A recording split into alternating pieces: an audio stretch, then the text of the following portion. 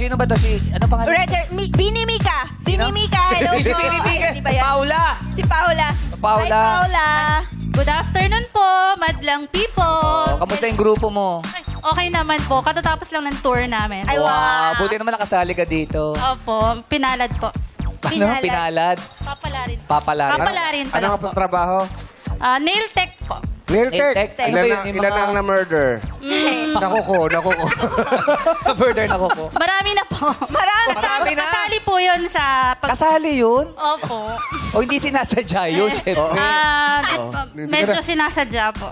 Pag nakaka-murder ka ba ng koko, meron ka bang supina? Pinapadala? May waiver po, may waiver po.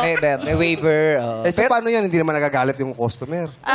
Ano na po sa kanila, pag nagpapakutkot ka po, consequence na yun na nagpapatanggal ng ingrown. Pag nagpapakot, pag nagpakamot ka, magkano? Shoutout sa lahat ng gusto magpakutkot. Oo, Pero kay si Ate Paula. Paula. Ano ang pinakamalaking ingro na nakuha mo?